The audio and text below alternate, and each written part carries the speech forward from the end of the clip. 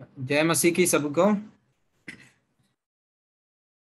या परमेश्वर का धन्यवाद करते हैं कि एक और समय परमेश्वर ने दिया हमें कि हम परमेश्वर के पवित्र वचनों से हम कुछ सीखें। आज जिस तरह हम महान आदेश की पाठशाला इस विषय से हम कई बातों को हम सीख रहे हैं। तो आज जो सिक्स्थ लेसन, जो छठवां पाठ है, हम उसमें सीखेंगे कि सुसमाचार प्रचार पूर्व आप लिख सकते हैं कि आज का जो हमारा विषय है इस महान आदेश की पाठशाला में, the school of great commission, उसके अंतर्गत जो आज हमारा मुख्य विषय है सुसमाचार प्रचार पूर्व। सुसमाचार प्रचार पूर्व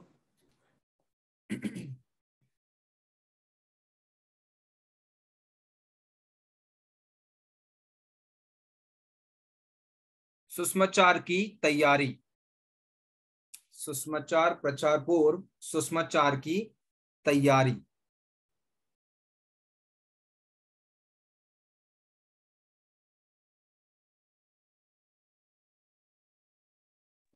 कि तो हम इसमें जो मुख्य उद्देश्य है आप उसे भी लिख सकते हैं। सुसमाचार के बीज बोने वाले को मदद मिले। सुसमाचार के बीज बोने वाले को मदद मिले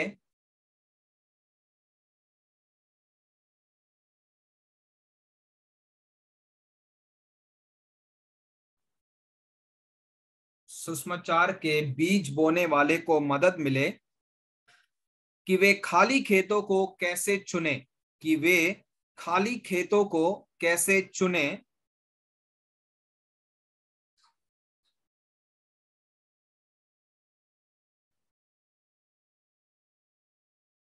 कि वे खाली खेतों को कैसे चुने और बीज की बुआई के लिए और बीज की बुआई के लिए और बीज की बुआई के लिए उनको किस तरह तैयार करे। उनको किस तरह तैयार करे।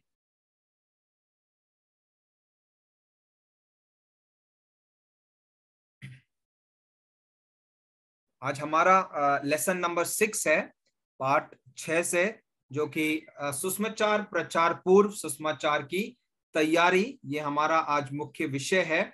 और इसका जो उद्देश्य है, सुसमाचार के बीज बोने वालों को मदद मिले कि खाली खेतों को कैसे चुने और बीज की तैयारी, बीज की बुआई के लिए उनको किस तरह तैयार करें।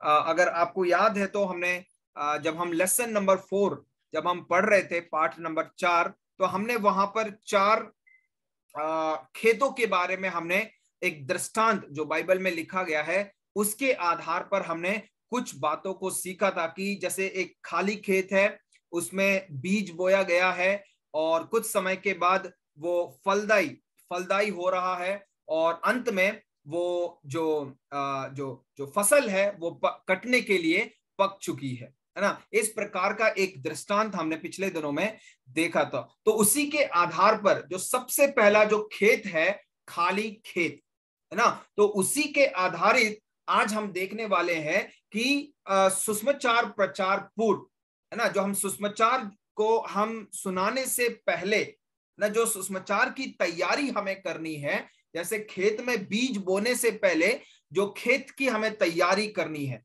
उसी तरह सुसमाचार प्रचार करने से पहले जो सुसमाचार की तैयारी हमें करनी है, उन बातों को आज हम यहाँ पर देखेंगे। तो मुख्य वचन जो इसके अंतर्गत आते हैं, आप लिख लीजिएगा, रोमियो 15 का 20, रोमियो 15 का 20, मत्ती 13 का 8, मत्ती 13 का 8, प्रकाशित वाक्य 3 का 20, प्रकाशित वाक्य 3 का 20, कुलुस्सियों की पत्री चौथा अध्याय 2 और 3। कुलुस्सियों की पत्री चौथा अध्याय 2 और 3। तो मैं दोहरा देता हूं उन मुख्य वचनों को।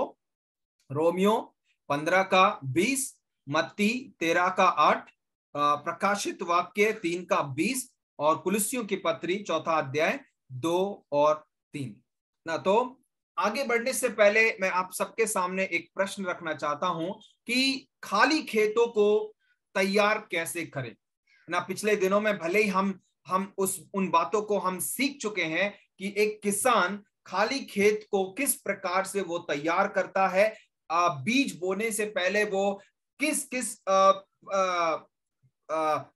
कौन कौन सी चीजों को वो अपनाता है ताकि वो खेत को तैयार कर सके। तो यहाँ पर दो प्रश्न उठते हैं। पहला प्रश्न है कि खाली खेतों को हम कैसे चुनें, और दूसरा प्रश्न यहाँ पर उठता है कि खाली खेतों को कैसे तैयार करें ना। तो दो प्रश्न है। पहला प्रश्न है कि खाली खेतों को हम कैसे चुनना है, और दूसरा है कि खाली खेतों को कैसे तैयार करना है ना। तो मैं उसे जो पिछले दिनों में हमने सीखा था, मैं उसे एक बार फिर से आपके बीच में शेयर करना चाहता हूं।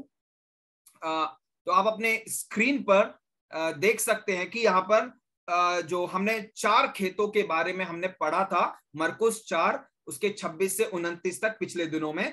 तो हम जो खाली एक जो एम्प्टी फील्ड है, खाली खेत है, हम उस पर आज यहाँ पर हमारा जो ध्यान है आकर्षित हम करेंगे कि किस प्रकार से इस खाली जगह में हम बीज को बो सकते हैं। तो जैसे मैंने 2 प्रश्नों को यहाँ पर रखा है कि खाली खेतों को हम कैसे चुन सकते हैं और खाली खेतों को कैसे तैयार करें, है ना। तो अब पहला प्रश्न, खाली खेत कौन है ना। खाली खेत कौन है, तो आप लिख लीजिएगा पहले कि कोई भी जो यीशु मसीह को नहीं जानता वो खाली खेत है, और कोई भी जगह जहां सुसमाचार सुनाया नहीं गया है वो खाली खेत है।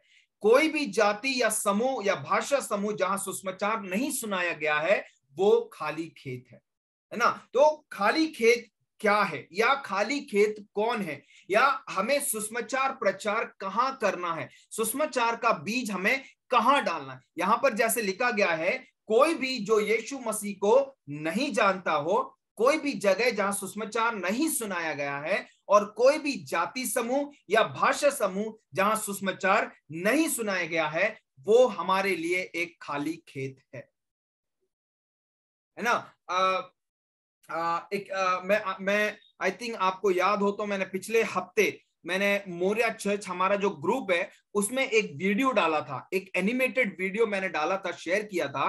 अब कितने लोगों ने देखा है मुझे नहीं पता, बट उस वीडियो को देखने के बाद अगर उसका सारांश देखा जाए तो उसका सारांश इस प्रकार है कि पूरी दुनिया में सिर्फ हमारा भारत ही देश है जहां सुसमाचार बहुत कम पहुंचा है, या सुसमाचार का प्रचार बहुत कम हुआ है। हमारा भारत देश सबसे ऊंचे स्थान पर है कि जहां पर सुसमाचार प्रचार सबसे कम हुआ है ना। तो हमारे भारत देश में ऐसे कई लोग हैं जिन्होंने अब तक यीशु मसीह के नाम को नहीं जाना, उसके सुसमाचार को नहीं सुना है। ऐसी कई जगहें हैं, कई गांव हैं, कई वादियां हैं, कई पहाड़ हैं जहां पर लोग वास करते हैं और सुसमाचार का प्रचार वहां पर हुआ नहीं है ना। जाति समूह हो गए, भाषा समूह हो गए, जहां अब तक इस सुसमाचार का प्रचार नहीं हुआ। तो ये हमारे लिए खाली खेत है जहां पर हमें बीज बोना है, जहां पर हमें जाकर इस सुसमाचार का प्रचार हमें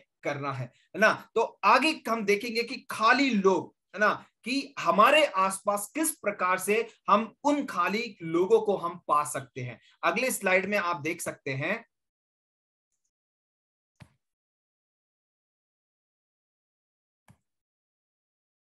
ओके, अपने स्क्रीन पर ध्यान दीजिएगा। तो यहां पर हम देखते हैं कि खाली जीवनों को चुनना। तो अभी हमने यहां पर सीखा है कि खाली खेत कौन है या खाली खेत क्या है।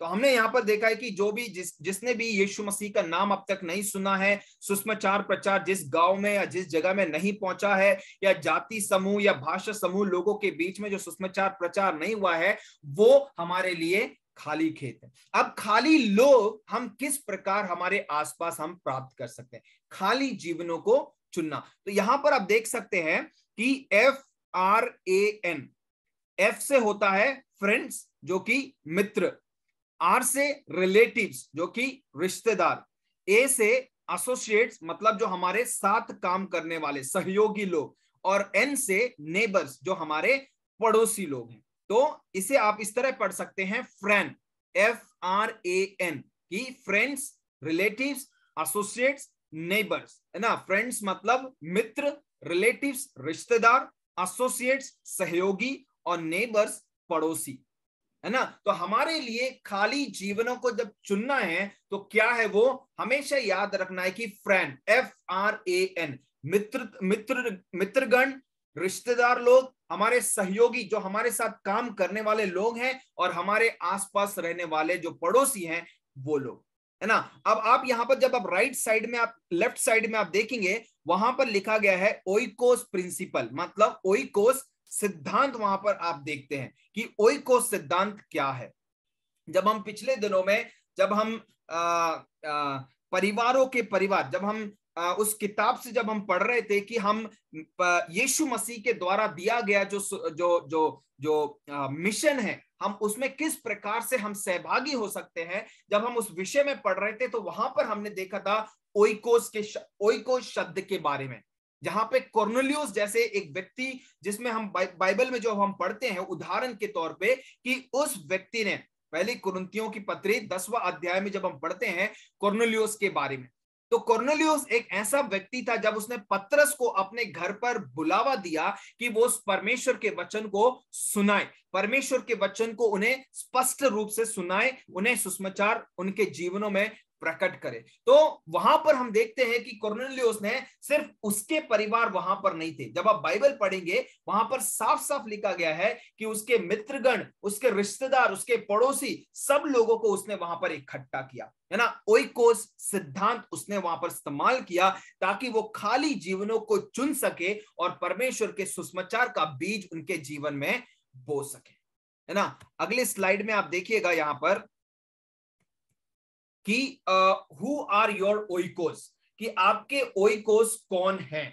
तो यहां पर आप देख सकते हैं, उदाहरण के तौर पर यहां पे एक व्यक्ति का नाम लिखा गया है राहुल, है ना। या चलिए मान लीजिए यहां पर हम अमन का नाम हम यहां पर देख लेते, है ना। तो अमन के लिए ओइकोस कौन है, उसके साथ नौकरी करने वाले लोग, है ना, समाज में उसके साथ रहने वाले लोग, उसके दोस्तगण, मित्रगण, उसका परिवार जो कि रिश्तेदार, नाते रिश्तेदार हो गए, कलीसिया हो गई, उसके पड़ोसी हो गए, है ना। तो हमारे लिए जो ओइकोस कौन है, हम यहां पर देख सकते हैं कि हमारे साथ काम, हमारे मित्रगण, है ना, हमारे रिश्तेदार लोग, हमारे सहयोगी लोग, और हमारे पड़ोसी लोग, है ना।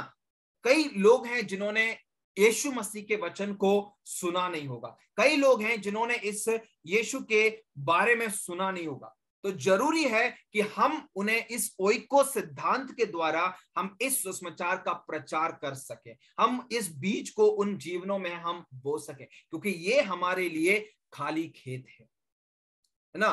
तो ओइकोस को हमें क्यों चुनना है, यहाँ पर किसी ने इस तरह कहा है कि बुनियादी तौर से देखा जाए तो नए नियम की कलीसिया की बढ़ोतरी ओइकोस रणनीति से हुई थी, है ना। जो नए नियम में जो हम कलीसिया का निर्माण हम देखते हैं, कलीसिया की बढ़ोतरी हम देखते हैं कि 120 लोग ऊपर के कमरे में बंद थे, है ना। जब पवित्र आत्मा उन पर आया, और हम वहां पर देखते हैं कि 120 से 3000 हो गए, 3000 से 5000, और परमेश्वर का वचन कहता है कि परमेश्वर रोज, है ना, कलीसियाओं में लोगों को जोड़ता गया।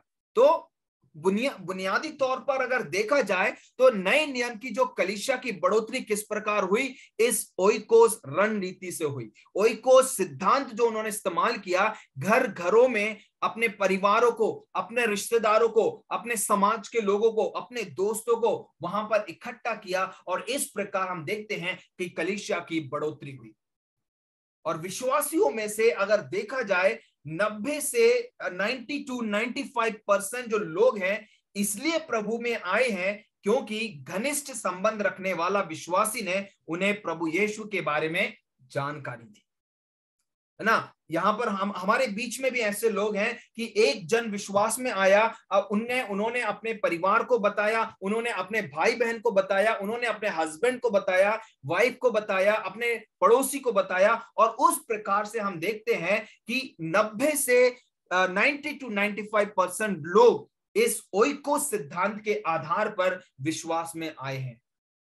तो आप देख सकते हैं कि जो ये ओइकोस सिद्धांत है आज हमारे लिए कितना महत्वपूर्ण है इस सुसमाचार प्रचार करने के लिए, यीशु मसीह के सुसमाचार को लोगों तक पहुंचाने के लिए, है ना। तो जरूरी नहीं है कि अगर हमें महान आदेश को अगर हमें पूरा करना है तो दुनिया के कोने कोने तक जाना जरूरी है। हम जहां रहते हैं हम वहीं से हम लोगों तक पहुंच सकते हैं, हम वहीं से हम परमेश्वर के इस सुसमाचार को सुना सकते हैं। हमारे लिए वही खाली खेत है।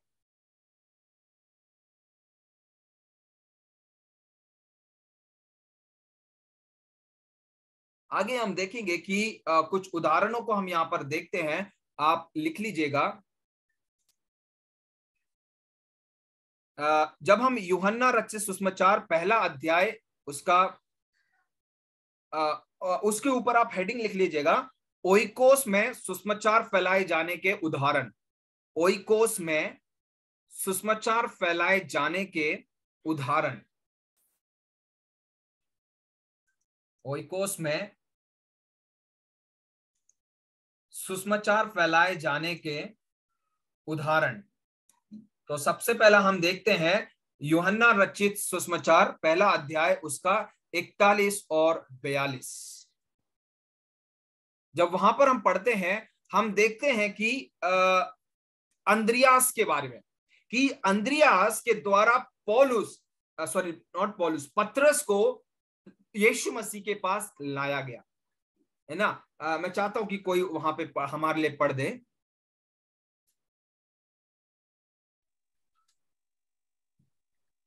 उसने पहले अपने सगे भाई शैमून से मिलकर उससे कहा, हमको ख्रिस्त अर्थात मसीह मिल गया।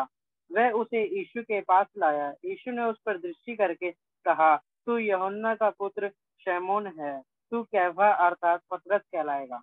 ओके, तो हम यहाँ पर देखते हैं उस ओइकोस सिद्धांत को अंद्रियास यहाँ पर पूरा कर रहा है।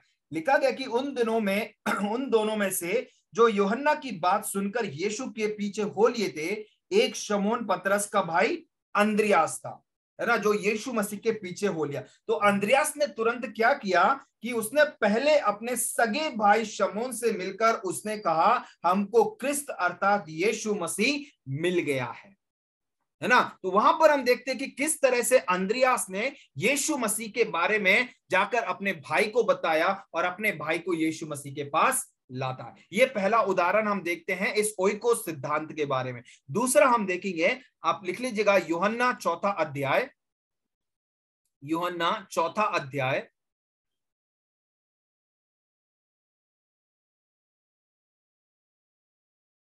यूहन्ना चौथा अध्याय उसका 28, 29 और 39।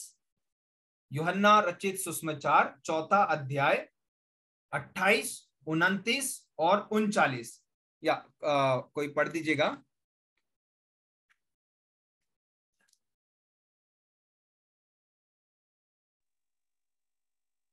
तब स्त्री अपना घड़ा छोड़कर नगर में चली गई और लोगों से कहने लगी, आओ एक मनुष्य को देखो जिसने सब कुछ जो मैंने किया मुझे बता दिया। कहीं यही तो मसीह नहीं है?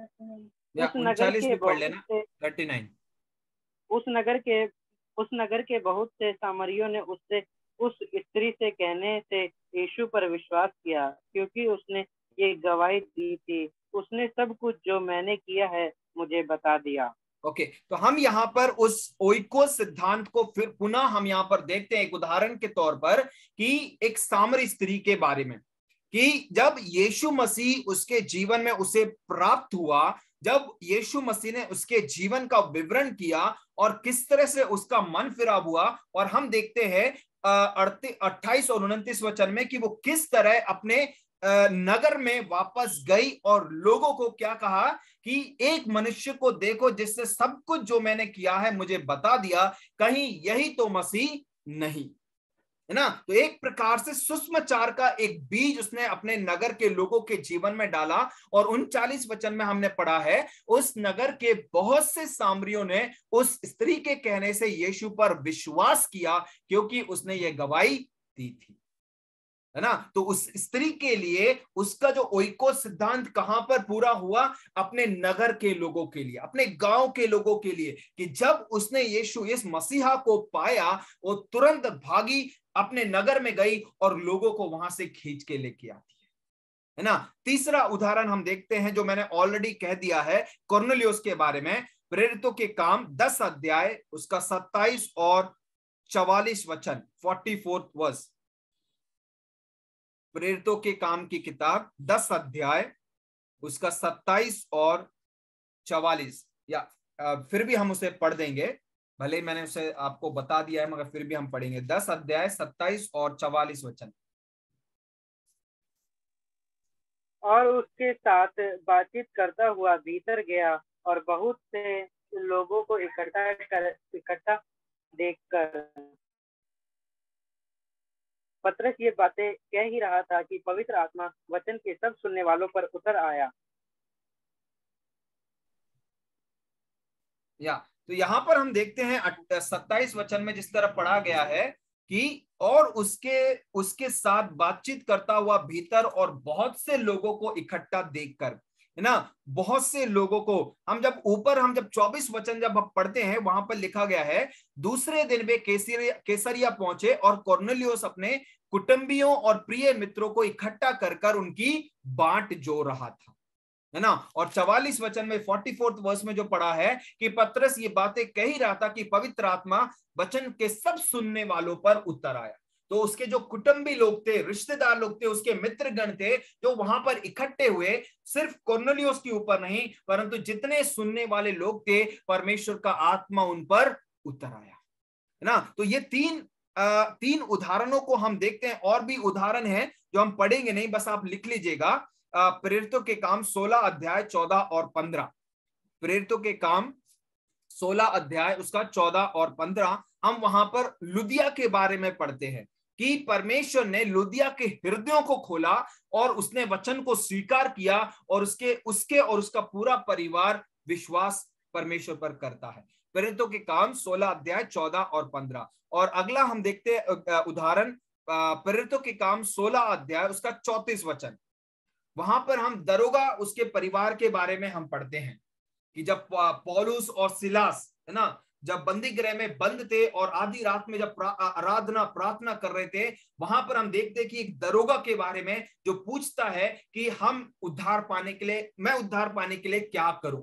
तो पतरस और पौलुस और सिलास उसे यही कहते हैं कि विश्वास कर तो तू और तेरा घराना उद्धार पाएगा, है ना। तो वहां पर भी हम देखते हैं इस ओइकोस सिद्धांत को कि किस तरह से उनके जीवन में पूरा होता है। तो ये 4 से 5 उदाहरण हम यहां पर देखते हैं कि इस ओइकोस सिद्धांत के द्वारा परमेश्वर किस तरह लोगों के जीवनों को बदलता है, लोगों के जीवनों में वास करता है, लोगों के जीवनों को छूता है ना। तो उसी प्रकार से हम भी इस सिद्धांत को हम आज अपने जमाने में हम इस्तेमाल कर सकते हैं और लोगों तक हम सुसमाचार प्रचार पहुंचा सकते हैं। यीशु के बारे में, इस सुसमाचार के बारे में, हम इस खुशखबरी को हम लोगों तक हम पहुंचा सकते हैं, है ना। तो जैसे मैंने कहा शुरुआत में कि जरूरी नहीं है कि हमें दुनिया के कोने कोने तक ही जाना है ना। हमें यरूशलेम या यहूदा या फिर दुनिया के कोने कोने में हम जहां हम रहते, जहां परमेश्वर ने हमें रखा है ना, जिस जगह हम नौकरी करते, जहां हम पढ़ाई करते हैं, जहां हम रहते हैं, जिस कलीसिया में हम हैं, जिस समाज में हम हैं, हम वहीं पर इस ओइकोस सिद्धांत के द्वारा हम यीशु मसीह के सुसमाचार का प्रचार हम कर सकते हैं, है ना। आगे हम देखेंगे जो ऊपर हमने जो उदाहरण हमने पढ़े हैं, है ना। तो ऊपर दिए गए उदाहरणों में उनके निकट जो इस ओइकोस सिद्धांत के जो प्रचार हुआ उसका प्रभाव हम देखते हैं। कि उन्होंने यीशु के बारे में बताया, पवित्र आत्मा के द्वारा द्वार खुला, पूरा परिवार ने विश्वास किया, बपतिस्मा लिया। इन सारी बातों को हम देखते हैं, जो भी उदाहरण हमने देखे हैं कि उन्होंने क्या किया, यीशु के बारे में दूसरों को बताया। पवित्र आत्मा का द्वार खुला, जैसे लिदिया के हृदय को परमेश्वर ने खोला, वहां पर पूरे परिवार ने विश्वास किया। कुरनेलियुस का परिवार हो गया, लिदिया का परिवार हो गया, क्रिस्पस का परिवार हो गया, है ना, ये दरोगा का परिवार हो गया, कि उसके पूरे परिवार ने विश्वास किया। और सिर्फ वही नहीं, परंतु उन्होंने क्या किया, बपतिस्मा भी लिया, है ना। अब हम यहां पर देखेंगे कि बुआई से पहले खाली जीवन हम कैसे तैयार करना है ना। हमने अब तक अभी जो पहला प्रश्न हमने शुरुआत में देखा था, हम वो देख रहे थे कि हमारे लिए खाली खेत क्या है। अब देखते हैं कि बुआई से पहले खाली जीवन कैसे हम तैयार करना है। तो देखते हैं हम उसमें कि प्रार्थना करना ही सबसे बेहतर तरीका है। क्या? प्रार्थना करना ही सबसे बेहतर तरीका है कि हम अपने ध्यान को केंद्रित करें, हम दृढ़तापूर्ण हम आगे बढ़ें, है ना। एक संकल्प के साथ हम परमेश्वर के इस वचन को लेते हुए हम आगे बढ़े। और जब हम प्रार्थना करेंगे, जैसे कहा कि हमने प्रार्थना करना ही सबसे बेहतर तरीका है, तो प्रार्थना क्या करेगा, जो बंद हृदय हैं, जो बंद द्वार हैं, उन्हें वो क्या करेगा, खोलेगा, है ना। तो प्रार्थना में वो सामर्थ है कि प्रार्थना चीजों को बदलती है, प्रार्थना बंद हृदयों को खोलती है, प्रार्थना बंद घरों को खोलती है ना। प्रार्थना जो कठोर हृदयों को भी बदलती है। तो जो बेस्ट वे हम देखते हैं कि बुआई से पहले खाली जीवन हमें कैसे तैयार करना है, हम सबसे पहला वहां देखते हैं कि प्रार्थना करना ही सबसे बेहतर तरीका है। और जब हम प्रार्थना के बारे में जब हम बात कर रहे हैं, तो हमें कब तक और कैसे प्रार्थना करना है, कब तक और कैसे हमें प्रार्थना करना है। कि जैसे यहाँ पर मैंने कहा भी है और यहाँ लिखा है, जैसे कि दृढ़ संकल्प के साथ नियमित रूप से हमें क्या करना है, प्रार्थना करना है। दृढ़ संकल्प के साथ नियमित रूप से हमें प्रार्थना करना है। इसलिए यीशु मसीह ने भी कहा है कि मांगो तो तुम्हें मिलेगा, ढूंढो तो तुम पाओगे, खटखटा तो तुम्हारे लिए खोला जाएगा। कि हमें तब तक खटखटाना है जब तक हम द्वारों को खोलते हुए हम नहीं देखते, जब तक हम उन प्रार्थनाओं का हम प्राप्ति हम नहीं करते हैं, तब तक हमें मांगना है ना। और अकेले में, परिवार के साथ, गुटों में हमें प्रार्थना करना है ना। सिर्फ हमारे मन में यही नहीं रहना चाहिए कि हम अकेले ही बस प्रार्थना करना है, परिवार में प्रार्थना करना है, गुटों में प्रार्थना करना है ना, सब कुछ इसमें शामिल है। हम अकेले भी प्रार्थना कर सकते हैं, परिवार के साथ हम प्रार्थना कर सकते हैं, गुटों में मतलब कलीसिया के साथ मिलकर हम प्रार्थना कर सकते हैं, है ना। और वायदों को हक से मांगने के लिए वचन का प्रयोग कर सकते हैं। जैसे हम जब हम यहोशू की किताब पहले अध्याय में जब हम पढ़ते हैं, वहां पर परमेश्वर ने यहोशू से वादा किया था कि जहां कहीं तुम अपने पांव को रखोगे वो जगह तुम्हारी हो जाएगी। तो हम ऐसे कुछ वचनों को लेकर हम हक से, है ना, उन हक से, उन वायदों को हक से हम प्रार्थना करके मांग सकते हैं, हम क्लेम कर सकते हैं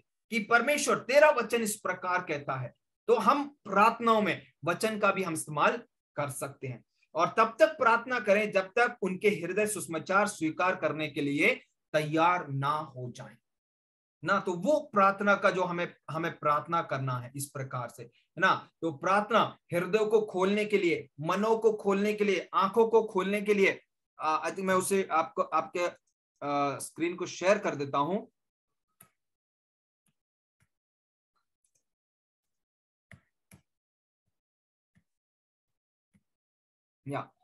यहां पर है जैसे कि पवित्र आत्मा के अगुवाई में प्रार्थना करना, बाइबल की आयतों को लेकर प्रार्थना करना, विशेष जरूरतों के लिए प्रार्थना करना, है ना। तो किस लिए प्रार्थना करना, हमें शुरू करना, जैसे हृदयों को परमेश्वर खोले, है ना, मनों को परमेश्वर, लोगों के मनों को खोले, उनकी बंद आंखों को, है ना। जब हम कुरिन्थियों की पत्री में पढ़ते हैं, वहां पर लिखा गया कि इस दुनिया की ताकतों ने, अंधकार ने लोगों की आंखों को बंद करके रखा है। तो आंखों को परमेश्वर खोले, उनके कानों को खोले, दरवाजों को खोले, उनके घरों को खोले, आसमान को खोले। तो इस प्रकार की प्रार्थना के द्वारा हम क्या कर सकते हैं, जो खाली खेत है हम उसे तैयार कर सकते हैं, है ना।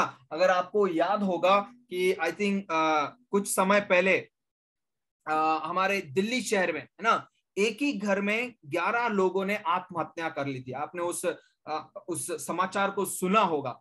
अगर उसके पीछे की अगर कहानी को अगर जानना है तो एक नेटफ्लिक्स में एक डॉक्यूमेंट्री है ना।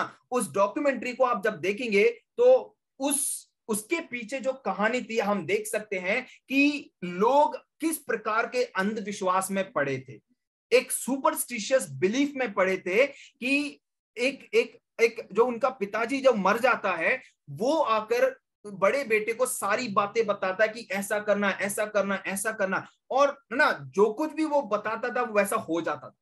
तो अंत में उन्होंने कहा कि आपको इस प्रकार से इस रस्म को अपनाना है और तुम्हारा जीवन बच जाएगा ना। तो 11 के 11 लोग फांसी लगाकर मर जाते।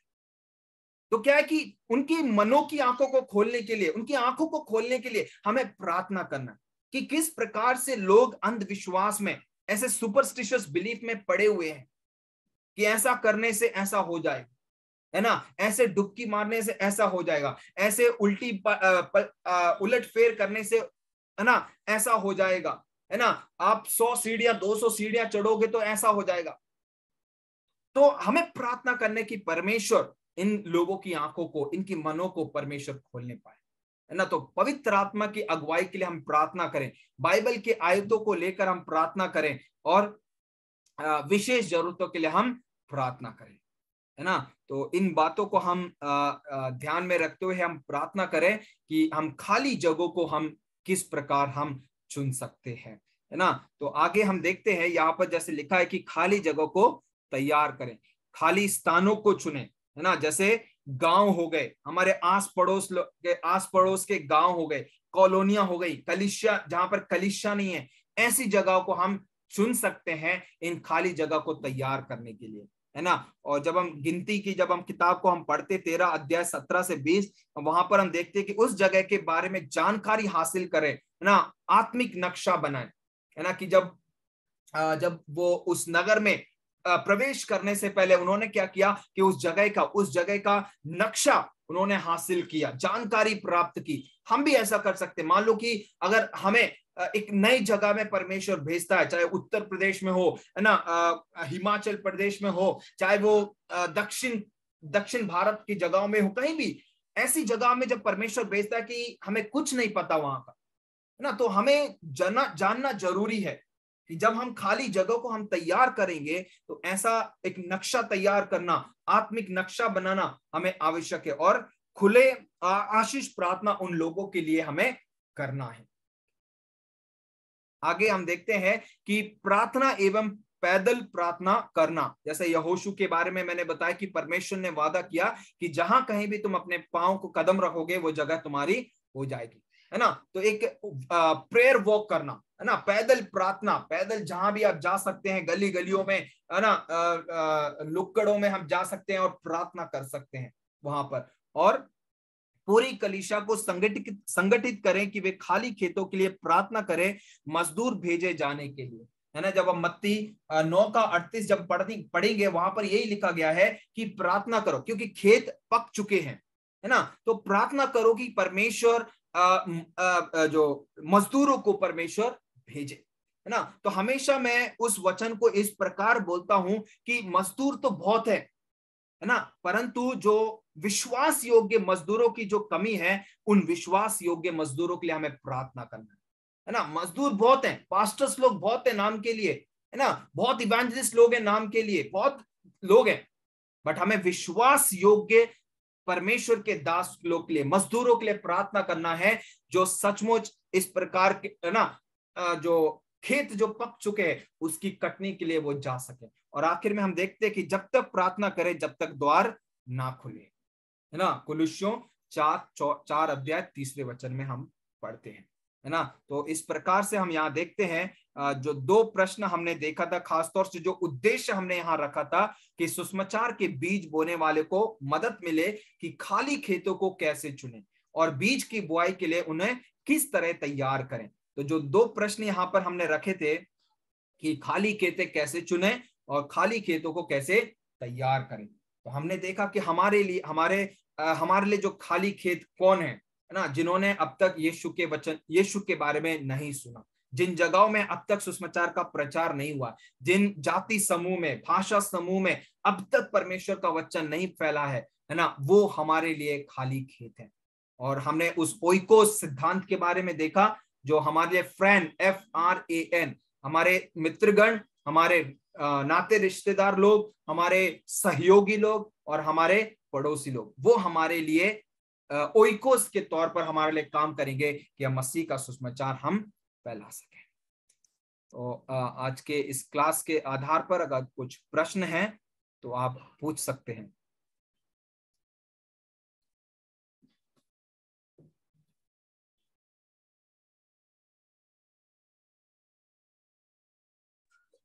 भैया कोई दीदी आपकी आवाज कट रही है, आपकी। कोई कोस जो है, तो कोई कोस है क्या? ओइकोस, जैसे मैंने कहा कि पिछले दिनों में जब हम उस किताब से जब हम पढ़ रहे थे, हमने वहां पर मिशन के बारे में जब हम पढ़ रहे थे, इस ओइकोस शब्द का वहां पर आया था। ओइकोस मतलब है परिवार से संबंधित, है ना। ओइकोस जो एक यूनानी शब्द है, उसका मतलब ही एक घर है, परिवार है ना। तो वो एक व्यक्तिगत तौर पर भी हो सकता है, पारिवारिक तौर पर भी हो सकता है। जैसे हमने उदाहरण देखा कुरनेलियुस, है ना, तो उसका परिवार, उसके रिश्तेदार लोग, उसके मित्रगण वहां पर घर में इकट्ठे हुए थे, है ना। तो एक घर, है ना, वो है ओइकोस।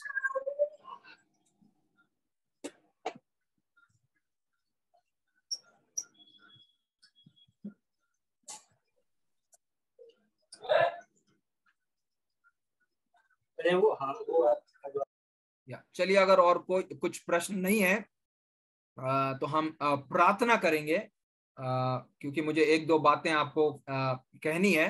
तो आइए हम प्रार्थना करेंगे। और मैं चाहता हूं कि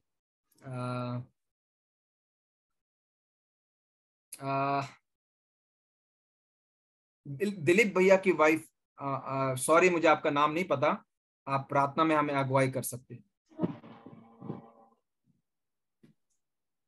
ठीक है भैया, प्रार्थना करते हैं।